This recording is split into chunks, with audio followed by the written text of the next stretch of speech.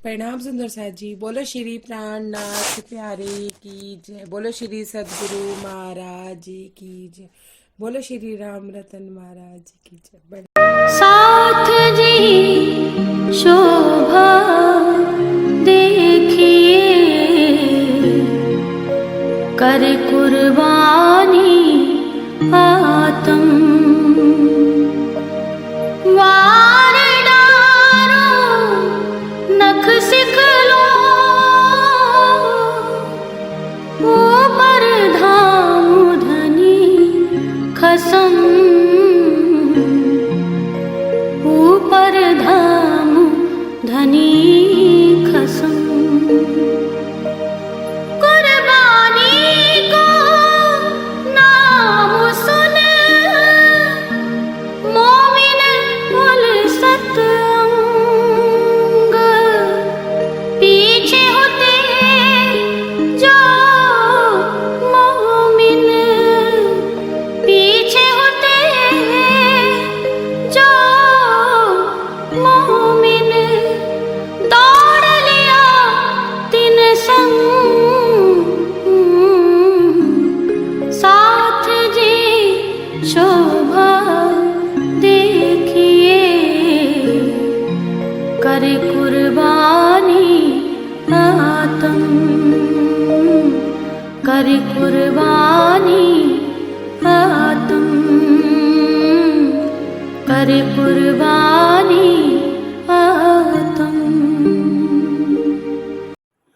श्री प्राणनाथ प्यारे की जय। श्री सतगुरु महाराज की जय। श्री राम रतन महाराज की जय। श्री दादा गुरु महाराज की जय। प्रणाम सुंदर साथ जी। आप सबके श्री चरणों में मेरा कोटान कोट दंडवत प्रणाम। महाराज जी जब भुवनेश्वर में एक शिव मंदिर में रुके तो वहाँ रामानंद नाम का एक महात्मा था जो मेरठ के गांव से था। जन्म का नाम उनका शंकर था। सुंदर साथ जी वो सिद्ध बाबा भी था और एक वो ब्रह्मचारी भी था। दूसरा वो इलम भी बहुत जानता था। वेद शास्त्रों का उसने अध्ययन भी बहुत बहुत ज्यादा कर रखा था। लेकिन सुंदर साथ जी उसको एक रोग था। रोग क्या था? उसको तिल्ली का रोग था। उसको दस्त लग जाते थे जब भी वो अन्न ग्रहण करता था। सुंदर साथ जी महात्मा वेश में था, महात्मा जैसा उसका आचरण भी था, इल्मी था, सब था, लेकिन फिर भी उसकी अंदर की आंख खुली हुई नहीं थी। ये 151 नंबर पेज हमारा कल हो गया था। ठीक है।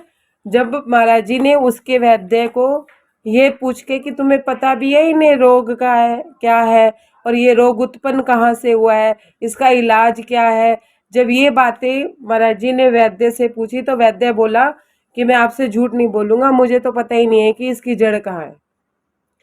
तो महाराज जी कहते हैं कि अगर तुझे जड़ ही नहीं पता तो इलाज क्या खाक करेगा। ऐसी बातें सुन करके सुंदर साथ जी वैद अपनी शीशी उठाई और वो भाग गया। और रामानंद जी ने क्या सोचा? रामानंद जी ने ये सोचा कि शायद महाराज जी उनका तिल्ली का इलाज जानते हैं, इस वजह से उन्होंने भी वैद को नहीं रोका कि वैद चला गया। अब पहले रामानंद के हृदय में ये बात चल रही थी कि महाराज जी एक अतिथि हैं, आए हैं, भोजन प्रसाद लिया है, अब चले जाएंगे। अब उन्हें लगा कि वो मेरे तिल्ली का इलाज करेंगे, तो उन्होंने महाराज जी से उनका परिचय पूछा कि आप कौन है, कहाँ से आए हैं, आपका निज शरीर क्या है, शरीर कहाँ से, आपकी जन्मभूमि क्या है, जब और आप मतलब क्या क्या कहते हैं, या जो भी उन्होंने उनके बारे में जानकारी चाहिए। तो महाराज जी कहते हैं कि जब उसने मेरे से प्रश्न शुरू किए, सुनकर प्रश्न शुरू हो गई, जो एक अपनी आदत थी। महाराज जी कहते हैं कि जब कोई हमसे प्रश्न करता था तो हम शुरू हो जाते थे, वही डाकिए वाला काम। महाराज जी कहते हैं हमारी तो डाक शुरू हो गई। हम उस पंडित से क्या कह रहे हैं कि इस ब्रह्मांड में जो लोग हैं वो दुखों से ग्रसित हैं, हम उनको आत्मिक सुख देना चाहते हैं, आत्मिक उन्नति देना चाहते हैं और उनको इस दुनिया के दुखों से छुटकारा दिलवाना चाहते हैं। दुनिया का कल्याण करने के लिए हम इस दुनिया से आए हैं। हमारी निज इच्छा ये है। महाराज जी क्या कहते हैं, पेज नंबर 152। इस प्रकार की डाक छोड़ दी हमने अपनी अंधाधुंध सुनकर सब जब कुछ न समझ पाया तो घबराया रामानंद। महाराज जी ने सारी बात की, इस ब्रह्मांड की, पिंड ब्रह्मांड की, इधर की, उधर की सारी बात जब महाराज जी ने उनको समझाई तो सुंदर साथ जी रामानंद घबरा गया। रामानंद इतना इल्मी होते हुए भी महाराज जी की बातों को समझ नहीं पाया और महाराज जी को ही गलत समझने लगा। क्या कहता है, यह तो कोई सिद्धि है शायद, या पागल आ टकराया, तंग करेगा हमें हमेशा, उसको हमने धमकाया। महाराज जी कहते हैं कि उसने सोचा कि मेरे पास कोई सिद्धि है या फिर मैं पागल हूँ, मैं पागल आदमी हूँ। वो कहते हैं कि ऐसा सोच के उसने मेरे से अपना पीछा छुड़ाना चाहा कि चलो ये इससे जितनी जल्दी हो जाए पीछा छुड़ा लीजिए। तो महाराज जी कहते हैं उसने मेरे को धमकाया, एक डांट देकर के उसने हमको चुप करना चाहा, बोला बस बकवास बंद कर, ये क्या अंडवंड कहलाया गाया। रामानंद जी महाराज जी को डांट के कहते हैं कि चुप हो जाओ, बहुत देर होगी तुम्हें पिंड ब्रह्मांड अंडवंड करते, ये क्या बोल रहे हो तुम, आपको समझ तो आ नहीं रही तुम क्या बोल रहे हो, पागलों की तरह बोले जा रहे हो। तब क्या कहते हैं, तब जवाब देकर बोले, कुछ पहचान कर कौन है देख, पर तेरी तो फूट रही, दिख रहा तेरे को केवल देश। महाराज जी क्या कहते हैं उसको थोड़े रोब लेते तरीके से कि देख देख, पहले ध्यान से देख कि कौन है तेरे सामने, कौन बोल रहा है, पर तेरी तो अंदर की फूट रही है ना, क्या आंख तेरी बातूनी आंख तो फूट रही है, तुझे तो दिख ही नहीं रहा है कि मैं कौन हूं, तेरे को तो मेरा सिर्फ ये 5 तत्व का चोला दिख रहा है। हमें भी तो सुंदर सा जी अगर राज्य हमारे सामने आ जाए तो हम 5 तत्व का चोला ही तो देखते हैं, दिखते हैं हमें राज्य दिखते हैं, क्यों, क्योंकि हमारी भी अंदर की फूट ही रही होती है, पात्रता ही नहीं है इतनी कि हम राज्य को पहचान सके। अब महाराज जी क्या कहते हैं उसको, तुम केवल मल के कीड़े हैं, जीव सृष्टि हो मामूली, तुम हरगिज नहीं पहचान सकते हो अंदर से खाली खुली। क्या कहते हैं रामानंद को कि तू सिर्फ मल का कीड़ा है, ठीक है, तू सिर्फ जीव सृष्टि है जो गंदगी चाहती है, माया में पड़ी रहना चाहती है, उसे माया से लिपट जिपट ही पसंद है, माया से लिपटी रहेगी और माया ही मांगेगी, माया का ही भोग भोगेगी और उसी में ही मर जाएगी। तू मुझे पहचान ही नहीं सकता, क्यों, क्योंकि तेरे अंदर कोई इल्म है ही नहीं, तू अंदर से खाली खुली है, ये मामूली जीव सृष्टि का कार्य है ही नहीं जो वो राज्य को पहचान ले। क्या कह रहे हैं, जिसको इल्म स्वयं का अपना नहीं, वो क्या जाने औरों की, बात बड़ी क्या तुम जानो, क्या जानो तिल तोरों की। महाराज जी कहते हैं जब तुम्हें अपना ही इल्म नहीं है कि तुम जीव सृष्टि हो, ईश्वरी सृष्टि हो या ब्रह्म सृष्टि हो, कि तुम हो क्या, तो तुम दूसरों के बारे में कैसे जानोगे। समझ आ रही है बात सुंदर सा जी। महाराज जी कह रहे हैं कि जब तुम अपने बारे में ही नहीं जानते तो तुम औरों के बारे में कैसे जानोगे। कोई चौपाई आती है ना सुंदर सा जी, वो चौपाई आती है ना, पहले आप पहचानो रे साधो, पहले आप पहचानो, बिना आप चिन्हे पार ब्रह्म को कौन कहे मैं जानो। कि पहले खुद को नहीं पहचानोगे, पहले राज्य को नहीं पहचानोगे, फिर औरों को कैसे पहचानोगे, पहचान पाओगे। खुद की पहचान नहीं, राज्य की पहचान नहीं और दूसरों की पहचान कर लोगे, नहीं कर पाओगे। 1 मिनट का समय दीजिएगा सुंदर सा जी। नहीं कर सकते। महाराज जी कहते हैं तुम्हें अपनी पहचान नहीं है, तुम औरों की पहचान क्या करोगे, ठीक है। और तुम्हें क्या पता ये जो तिल्ली का रोग तुझे हुआ है, ये तिल क्यों तेरे जीवन में तोर बन के घूम रहे हैं, तुझे क्या पता कि तुझे चाहिए क्या, तू मांग कह रहा है। बच्चा जब गलत चीज मांगता है, गलत चीज खाता है, तभी दस्त लगते हैं। इस तरह का भाव महाराज जी जता रहे हैं। अब आगे क्या कह रहे हैं, जाने क्या क्या रहे भोंकते हम उसकी उस रोग के साथ, पर बेचारे रामानंद को बात एक ना लगी हाथ। महाराज जी कहते हैं जैसे वो बोलता रहा मैं उसको जवाब देता रहा, मुझे नहीं पता मैं क्या क्या बोलता रहा, लेकिन उस बेचारे रामानंद के हाथ तो एक भी बात नहीं लगी, उसको मेरी एक भी बात समझ नहीं आई। अब महाराज जी क्या कहते हैं कि वो क्या सोच रहा है रामानंद, पिंड किस तरह से छूटे इससे, इतनी बात सोचता था, आ लिपटा दीवाना कोई कैसे छूटे छूटे खोजता था। महाराज जी रामानंद की परिस्थिति का वर्णन कर रहे हैं कि वो ये सोचता था कि इस पागल से पिंड कैसे छूटे, बस वो यही सोच रहा था उस समय, कि उसके बाद तो पल्ले पड़ ही नहीं रही थी। उसको तो ये हो रहा था बस एक किसी तरह से छूट जाए मुझसे, ये दीवाना जो मेरे से लिपट गया मेरे को आगे नुकसान करेगा, इससे अच्छा ये मुझसे छूटे। बस वो छूटने का ही मतलब महाराज जी कैसे छूटे यही खोज कर रहा था कि मैं कैसे इन्हें बाहर निकालूं, मैं इन्हें क्या शब्द कहूं कि ये चले जाएं। कौतूल तो था अवश्य कुछ, पागल विप्र भेष में क्यों, रामानंद तंग आकर के एक दिन हमसे यो बोला। महाराज जी कहते हैं कि पागलों जैसी हालत उसकी हो गई थी मुझे देख के। जब वो मुझे देखता था तो पागलों जैसा हो जाता था। क्यों कि उसे लगता था कि कैसा वेश बना रखा है इसने, और मतलब उसको ये लगता था कब कब ये मुझसे छूटे, कब मैं इससे पीछा छुड़ाऊं, ऐसा सोच के महाराज जी को क्या कहते हैं। महाराज जी कहते हैं कि रामानंद ने एक दिन तंग आकर के मुझसे बोला, क्या बोला, चले जाओ अब यहाँ से करके कृपा हमारे पे। हमने भी विनम्र होकर के उत्तर दिया इशारे से। क्या इशारे से उत्तर दिया, पागल भी प्रवेश में क्यों। सुंदर साथ जी महाराज जी ने वेश कौन सा धारण कर लिया था, महाराज जी वैसे ही अपनी लंगोटी में आगे थे। उन्होंने कुर्ता धोती गमछा सब उतार दिया था। रामानंद को अपना असली, ये समझ लीजिए कि अपना भेष दिखाने के लिए उन्होंने एक लंगोटी में आ गए थे। लंगोटी में देखते ही उसको कौतूहल हो गया कि ये कैसा वेश इसने धारण कर लिया। तो रामानंद ने तंग आकर महाराज जी से क्या कहा, चले जाओ यहाँ से, कृपा हमारे पे करो, यहाँ से चले जाओ। महाराज जी कहते हैं मैंने भी विनम्र होके उत्तर दिया इशारे से, मैंने भी इशारे से विनम्र होके उत्तर दिया। क्या उत्तर दिया, भाव उदय होने से पहले चले गए होते महाराज, आवश्यकता ही नहीं पड़ती तुम्हें हमें कहने की आज।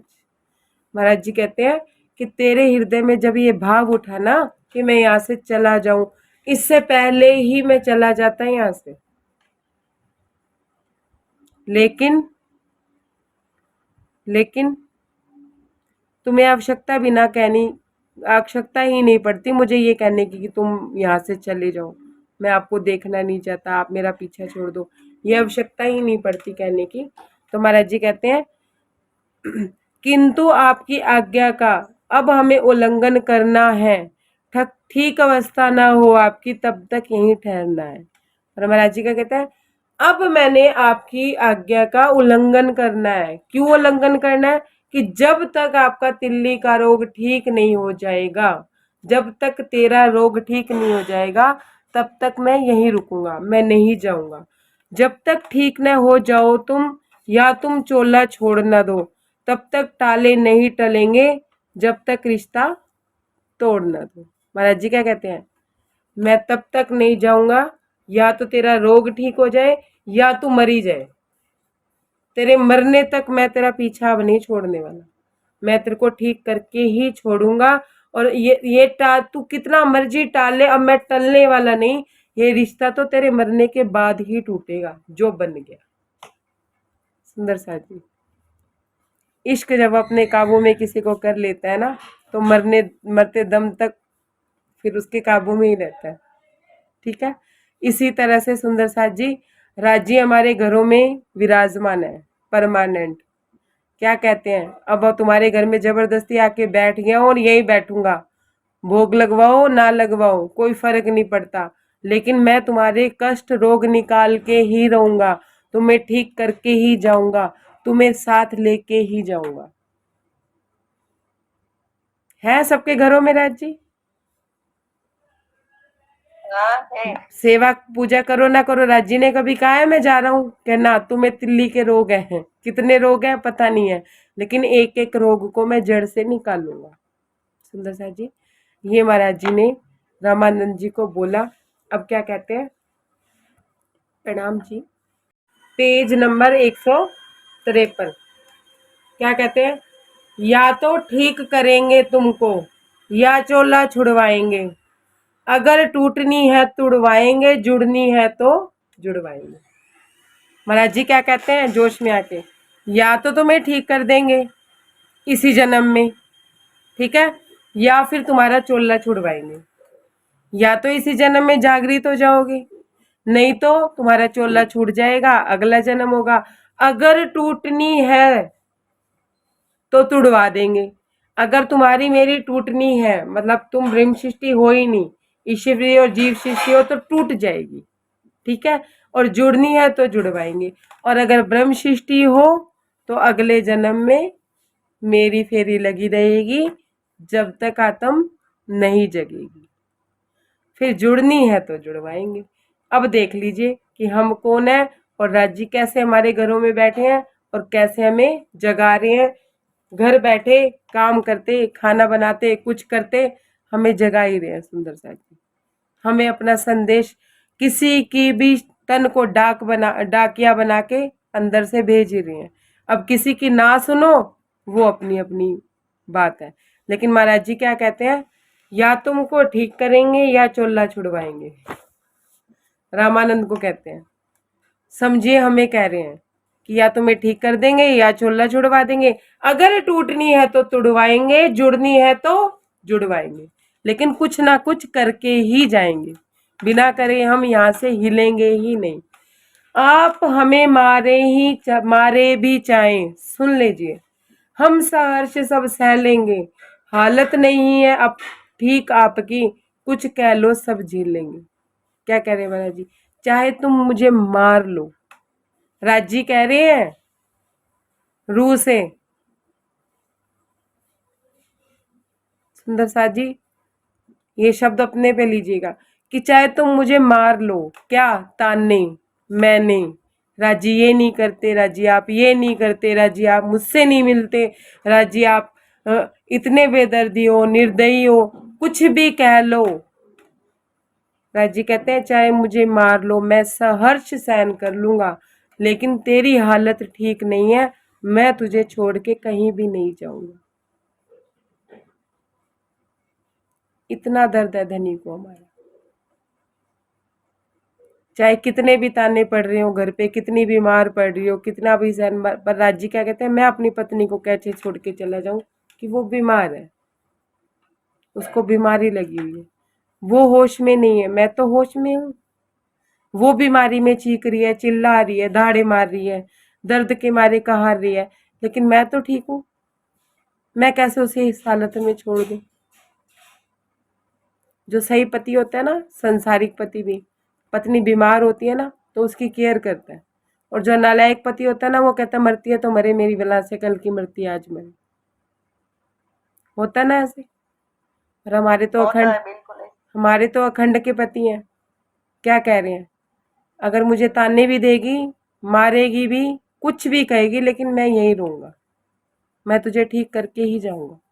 अब क्या कह रहे हैं, कह कुछ भी हालात कर लो तुम मेरे साथ, मेरे को पता है तेरी हालत ठीक नहीं है, मैं सब कुछ सह लूंगी। जो तू मेरे पे सितम करेगी मैं वो भी सह लूंगा, जो तुम मुझसे करने के लिए कहेगी मैं वो सब कर दूंगा, लेकिन मैं यहीं रहूंगा। एक फिल्म थी हीरो नंबर 1, देखी है किसी ने?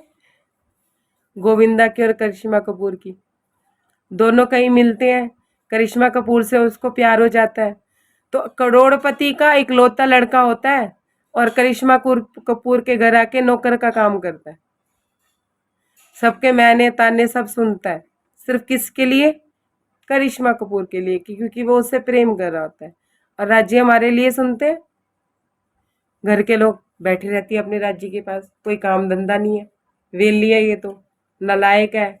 मतलब वो हमें गालियां थोड़ी ना दे रहे होते हैं, वो राज्य को गालियां दे रहे होते हैं, हमें थोड़ी ना दे रहे होते हैं। पर राज्य सहन करके आपके साथ मस्ती में होते हैं या नहीं होते हैं? हमें बुरा क्यों लगता है कि हमारे राज्य को बोल रहे हैं? हमें कोई बोले हमें फर्क ही नहीं पड़ता, पड़ता है फर्क? लेकिन राज्य को बोल रहे होते हैं ना तो फर्क पड़ता है। अब सुनिए आगे क्या कह रहे हैं, थे जब तक हम अलग आपसे, चाहे तुम जीते मरते। ध्यान से सुनते जाइएगा, एक एक शब्द कीमती है।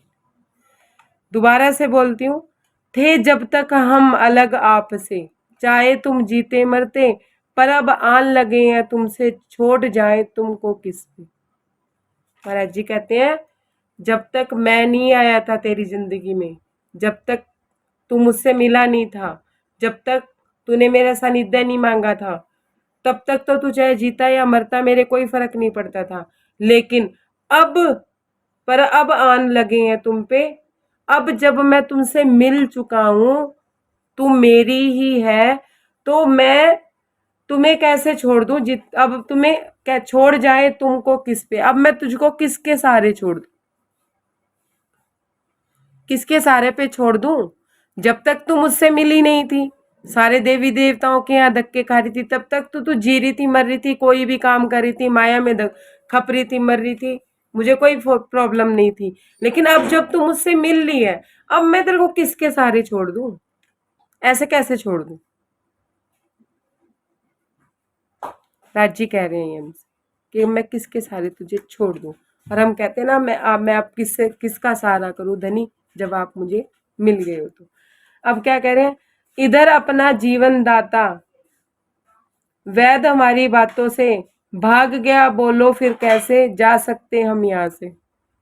महाराज जी कहते हैं कि जब वो वैद्य था वो मेरी बातों से भाग गया, जो तुम्हें लगता था कि तुम्हें थोड़ा बहुत जीवन दे देता था, है जीवन दे देता था ना, वो भाग गया। अब बताओ, अब मैं भी चला जाऊं तो तेरा ध्यान कौन रखेगा। समझ आ रही है बात नहीं भेद समझाओ, बड़ी बीतक से ले लेते हैं इसका भेद। जब महाराज जी जब धनी देवचंद्र जी हरिदास जी से बाल मुकुंद की मूर्ति लेने गए थे, बाल मुकुंद जी की सेवा लेने गए थे, तो मूर्ति अंतर ध्यान हो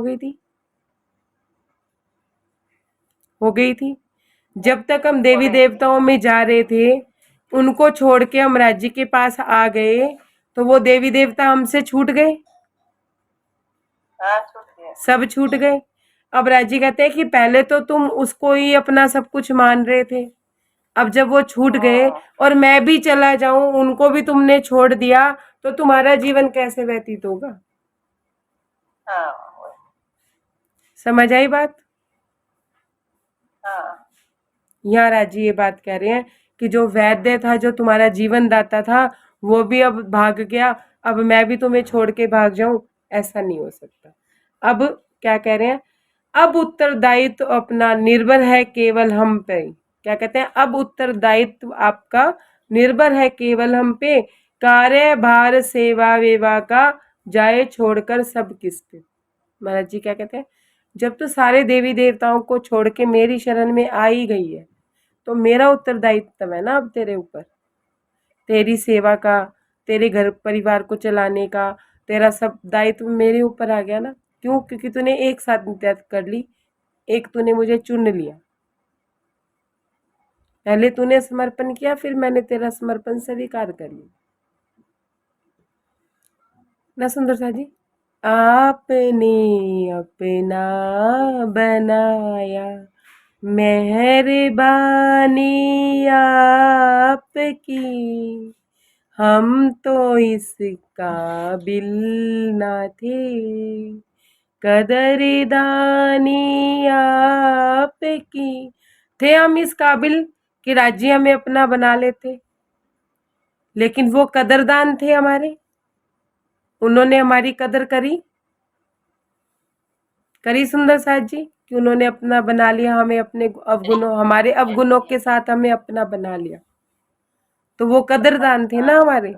हम कौन है, हम कौन है सुंदर साथ जी, हम है कदरदान। हम आज भी वैसे ही हैं कि हम आपके काबिल आज भी नहीं है, पर हाँ अब आप बना लीजिए। रामानंद था महाराज जी के कदर करने लायक था, कदर के लायक था, पर महाराज जी ने उसकी कदर करी कि नहीं, जब तक तू है या तो चोला छुड़वाएंगे या तेरा रोग ठीक करेंगे। महाराज जी ने पहचाना ना उसको, उसने तो अपनी पहचान भी नहीं करी, महाराज जी की भी पहचान नहीं करी।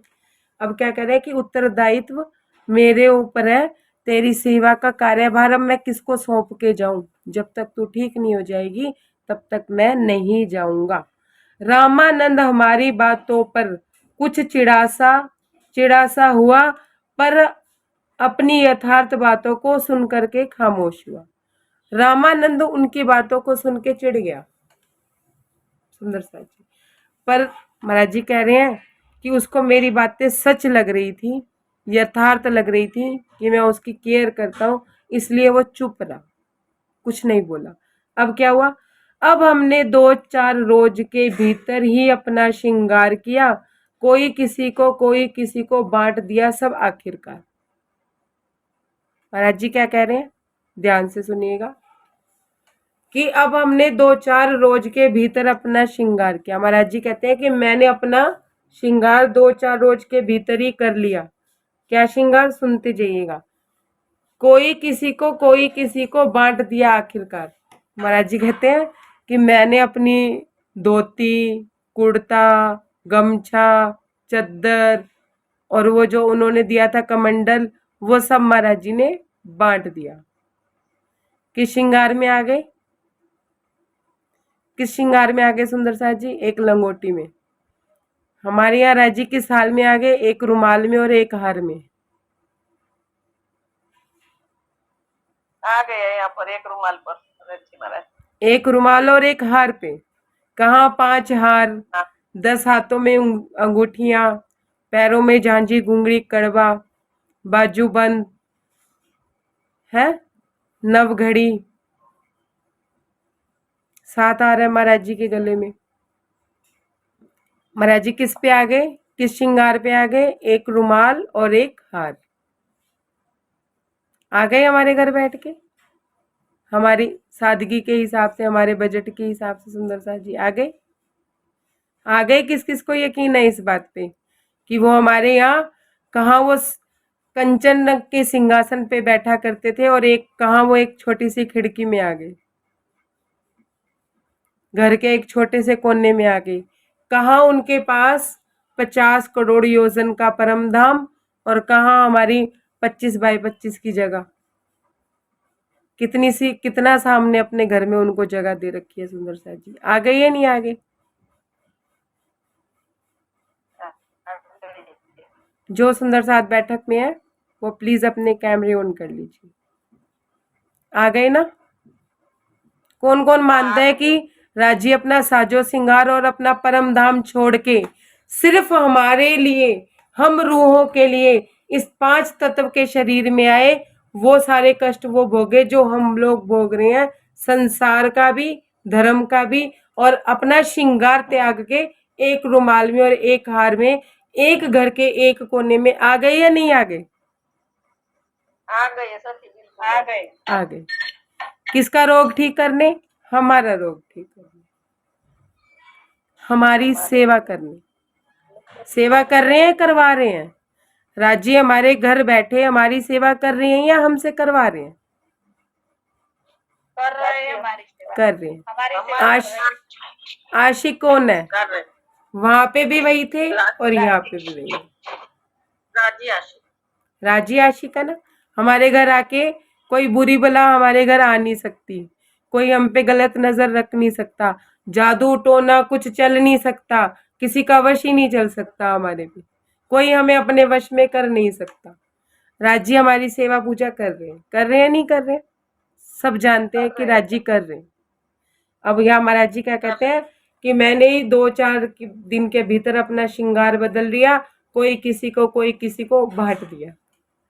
देखो सारे देवी देवताओं को महाराज जी ने, राजी ने ही तो बांटा, सब कुछ नहीं बांटा। किसी को मुकुट दे दिए, किसी को हार दे दिए, किसी को अंगूठियां दे दी, किसी को कुछ दे दिया, है ना, सबको दे दिया। अच्छा सुंदर सा जी, एक भाव जो मुझे यहाँ आ रहा है, जो महाराज जी मुझे बता रहे हैं, महाराज जी ने इस 14 लोक ब्रह्मांड में किसी ना किसी, जितने भी देवी देवता है उनका स्थान है कहीं ना कहीं, है ना। सुमंगला शक्ति का 8 शून्य से नीचे, शिव जी का कैलाश पे, नारायण जी का बैकुंठ पे, महाराज जी का कोई स्थान है 14 लोक ब्रह्मांड में? नहीं है।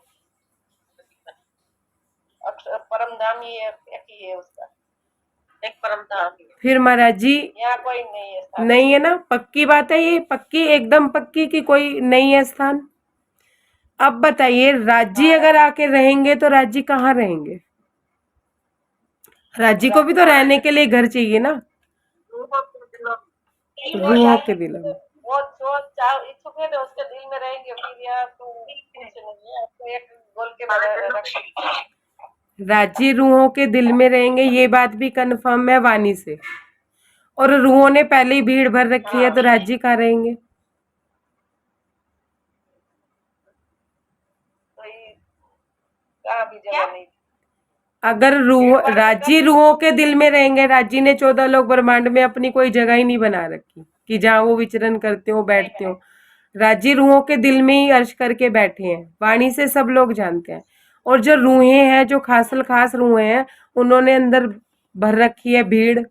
अब राज्य कहाँ रहेंगे?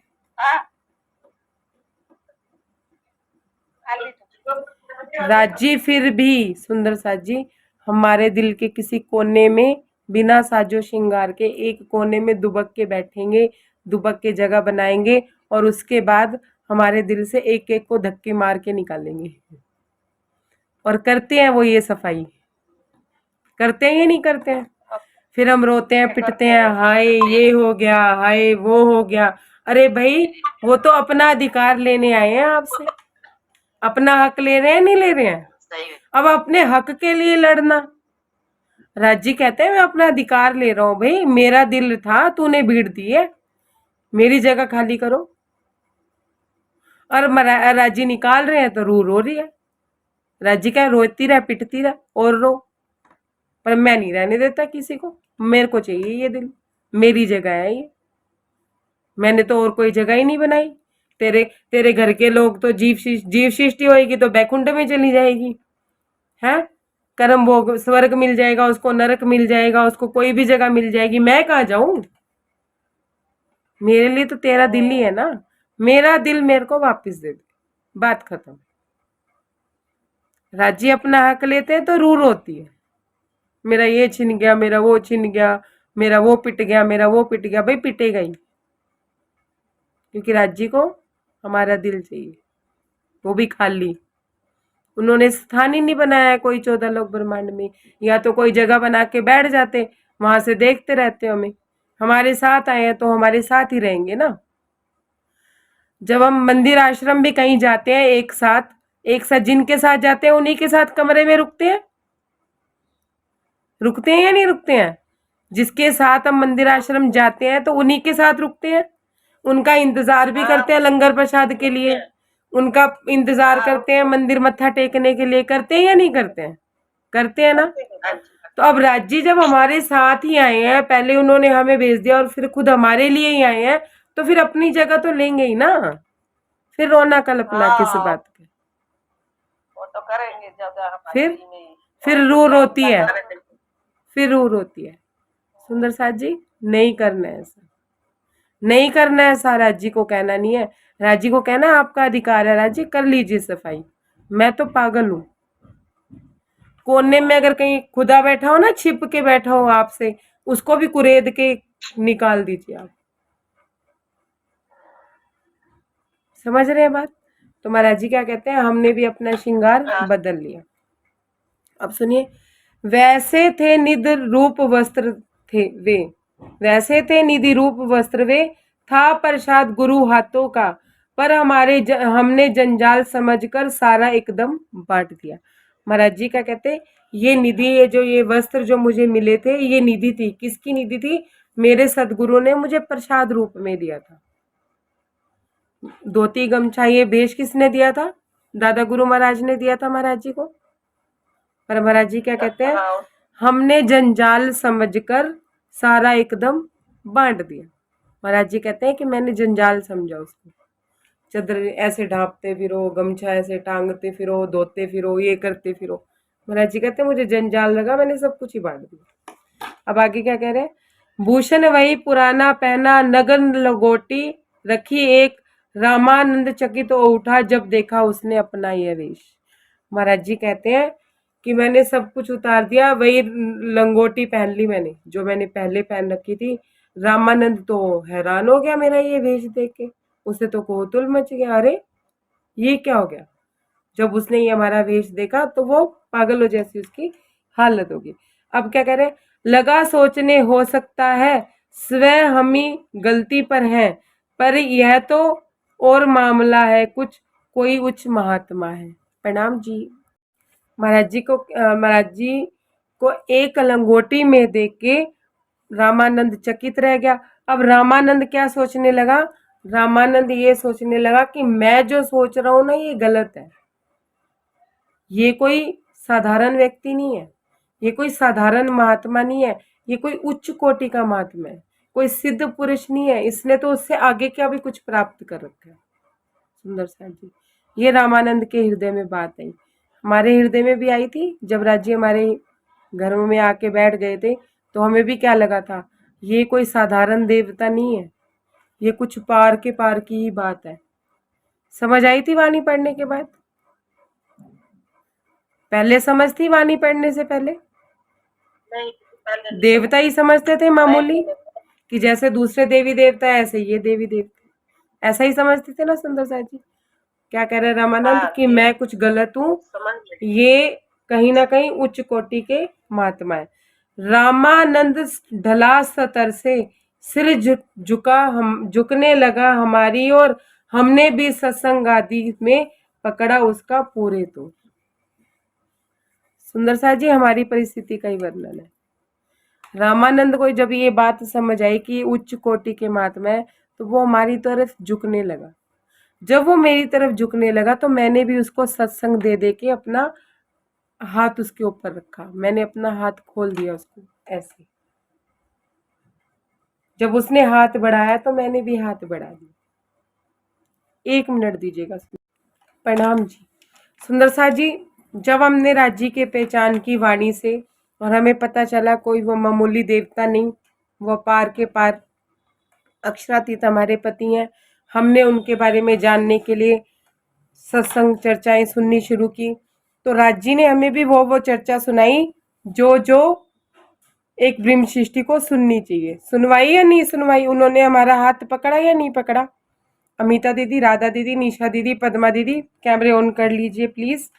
5 मिनट का समय और लूंगी, इससे ज्यादा नहीं बोलूंगी। महाराज जी कहते हैं जब रामानंद का स्तर हमारी तरफ ढला, जब हम राज्य की तरफ झुकने लगे तो राज्य ने भी हमारा हाथ बढ़ा के स्वागत किया। जैसे महाराज जी कहते हैं कि मैंने भी सत्संग से उसको हर तौर से पकड़ा और हर तौर से उसको सही किया। जो भी विषय पकड़ लेते हम खोल कर रख देते, अर्थ अर्थ का अर्थ, गुज का भी अर्थ रख देते। सुंदर सा जी, महाराज जी क्या कह रहे हैं, जो विषय हम पकड़ लेते उसे हम खोल के ही रख देते उसके आगे। अर्थ का अर्थ का भी अर्थ। आपका आवाज अच्छी तरह से नहीं आ रहा है, टुटक टुटक आ रहा है। नाम जी, महाराज जी कहते हैं कि जो विषय में लेता था उस, महाराज जी कहते हैं कि जो विषय में पकड़ लेता था उसे खोल के रख देता था, उसके अर्थ का भी अर्थ, फिर उसका भी अर्थ, फिर क्या कहते हैं, गुज अर्थ का भी अर्थ हम रख देते।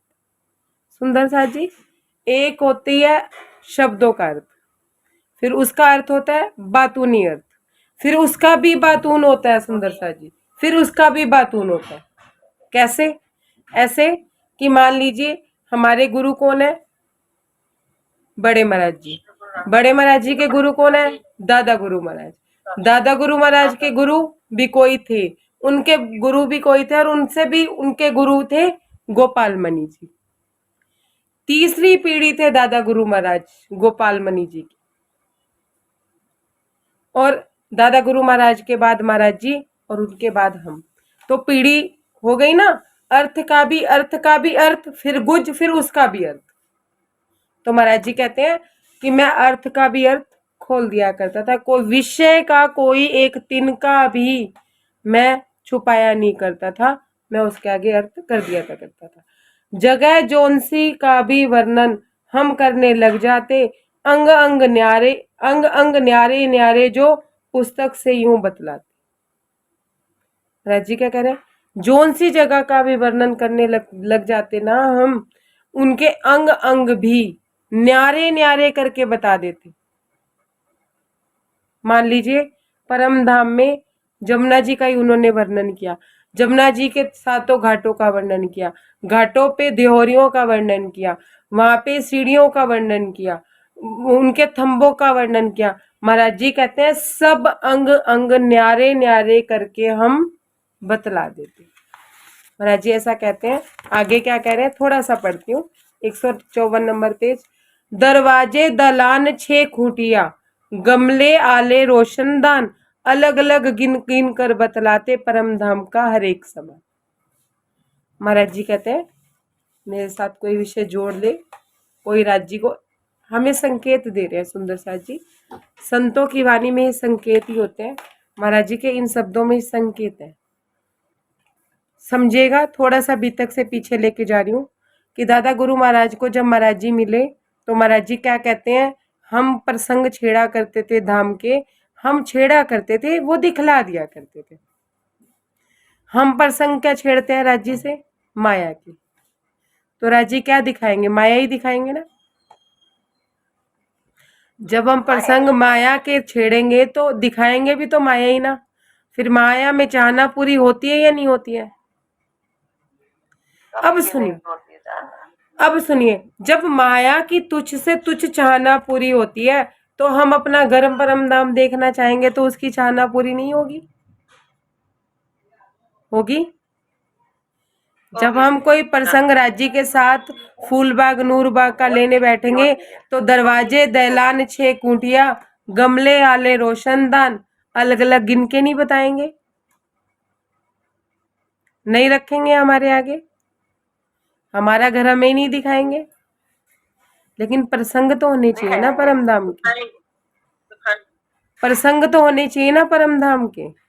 प्रसंग क्या है? माया के। मेरा बेटा बीमार है, उसे ठीक कर दो। मेरा पति मेरा कहना नहीं मानता, उसको मेरे वश में कर दो। मेरी जिंदगी पैसों के बिना नहीं चल रही। अरे नहीं चल रही पैसों के बिना, मर थोड़ी ना गए तुम लोग। सुंदर साथ जी, आसक्ति नहीं रखनी है। हम आसक्त है बेटे पे, पति पे, पैसे पे, जबकि अगर हमें राज्य से मुलाकात करनी है तो इन चीजों को अगर वो ना भी मिले तो भी हम राज्य से मिल सकते हैं। वो रास्ता है हमारे राज्य से मिलने का, वो रास्ता है हमारे राज्य से मिलने का। वो कोई सीढ़ी है कि जिनके ऊपर पैर रखेंगे हम चढ़ जाएंगे? है नहीं है। तुच्छ सी चीजें हैं वो हमारे, बल्कि रुकावटें हैं, वो रोड़े हैं हमारे जीवन के, पत्थर है हमारे जीवन के। लेकिन हमने आसक्ति कर रखी है उनके ऊपर, आसक्त है हम उनके ऊपर। राजी कहते हैं तूने मेरे को समर्पण किया नहीं, मैं तेरी सेवा कैसे करूं? महाराज जी को रामानंद जी ने दिल खोल के वो राज बताया था ना, जो राज उन्होंने किसी के सामने नहीं गाया कि मुझे तिल्ली का रोग है और कैसे हुआ। बताया था ना, बताया था या नहीं बताया था? उसके बाद ही तो महाराज जी ने कहा कि अब हम तुम्हें छोड़ ही नहीं सकते। क्यों? क्योंकि हमारी वजह से तुम्हारा वैद्य भी भाग गया। अब हम तुम्हारी सेवा कहाँ छोड़ेंगे? तुम्हें ठीक करके ही छोड़ेंगे या तुम्हारा चोला छुड़वाएंगे, तुम्हारे मरने तक यहीं बैठे रहेंगे, तुम्हारी सेवा अर्चना करेंगे। हमने कभी दिल खोला राजी के आगे? हमने दिल क्या खोला है? जरा सा बैठे, राजी ये कर दो, ये कर दोगे तो मैं आपके पास आ जाऊंगी, ये कर दोगे तो ये हो जाएगा, ये हो जाएगा, वो हो जाएगा। बस हम राय दे के राजी कहते हैं हाँ ठीक है करता जाता हूँ, तू खुश रह, लेकिन छोड़ूंगा नहीं तुझे। इस जन्म में नहीं तो अगले जन्म में जगाऊंगा जरूर, लेके तो जाऊंगा मैं तुझे।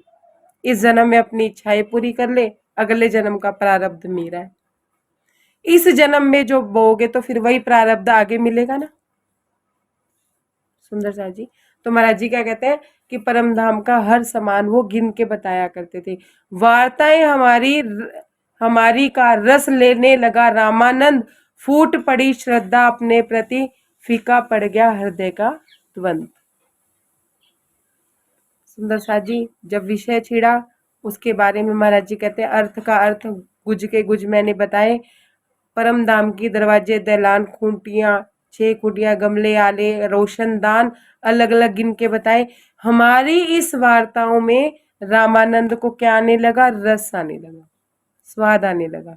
और फिर क्या कहते हैं कि उसकी श्रद्धा मेरे प्रति फूट पड़ी। जब हमें पता चला हमारा घर परमधाम है तो हमारी राज्य पे श्रद्धा फूटी है नहीं फूटी? फूटी है। फूटी है। अब सुनिए, अब मैं बोलूंगी तो फिर आप कहेंगे नहीं फूटी है। तो महाराज जी क्या कहते हैं कि जब उसकी श्रद्धा मेरे पे फूटी तो उसके जो हृदय में जो द्वंद चल रहा था ना मुझे लेके कि एक पागल व्यक्ति मुझसे अटैच हो गया है और मुझे इससे अलग होना है, मुझे इससे छुटकारा पाना है, क्या वो द्वंद उसके हृदय से फीका पड़ गया। वो द्वंद अब उसके मन में रहा नहीं। हमारे मन में द्वंद है।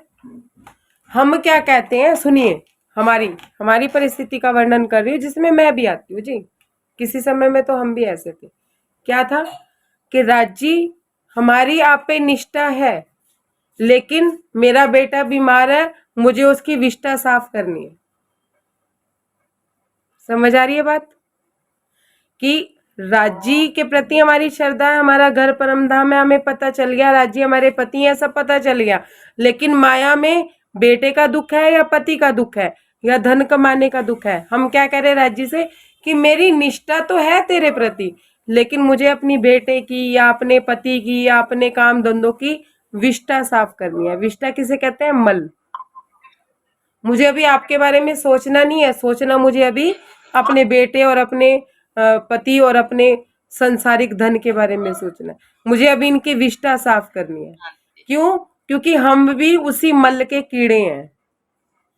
महाराज जी ने क्या बोला रामानंद जी को कि मल के कीड़े हो तुम, इसी गंदगी में पड़े रहना चाहते हो। तो हम भी क्या हुए? राज्य पे निष्ठा रख रहे हैं, घर परमधाम में पता चल गया, सब कुछ पता चल गया, पर विष्ठा किसकी साफ कर रहे हैं? हाय मेरा बेटा बीमार है, वो ठीक हो जाए, वो बीमार रहता है मैं उसे छोड़ नहीं सकती, मेरे बेटी बीमार है मैं उसे नहीं छोड़ सकती, मेरी बेटी की अभी शादी नहीं हुई है मैं उसे नहीं छोड़ सकती। तो क्या कहते हैं? निष्ठा है आप पे, लेकिन अभी हमें विष्ठा साफ करनी है। सुंदर साथ जी, तो महाराज जी ताना मार के कह रहे हैं कि मल के कीड़े हो तुम, इस माया में पड़े रहना चाहते हो, तुम निकलना नहीं चाहते हो। फिर महाराज जी क्या कहते हैं? नहीं निकलना चाहते, लेकिन मैं भी तुम्हारा ये रोग हटा के ही निकलूंगा, या तुम्हारा चोला छुड़वाऊंगा, या तुम्हें जोड़ना है तो जुड़वाऊंगा, तोड़ना है तो तोड़वाऊंगा, लेकिन तुम्हारी बीमारी ठीक करके ही निकलूंगा।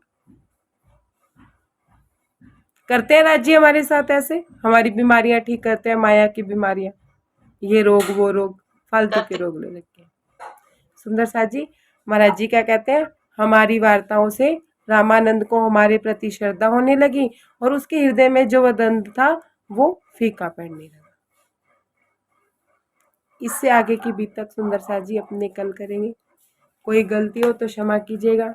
किसी पे कोई पर्सनल कमेंट नहीं था, जो प्रसंग था उस प्रसंग के हिसाब से जो महाराज जी ने समझाया वो मैंने आप लोगों के आगे रखा। कोई गलती हो तो छोटी बहन बड़ी बहन कुछ भी समझ के मुझे क्षमा कीजिएगा।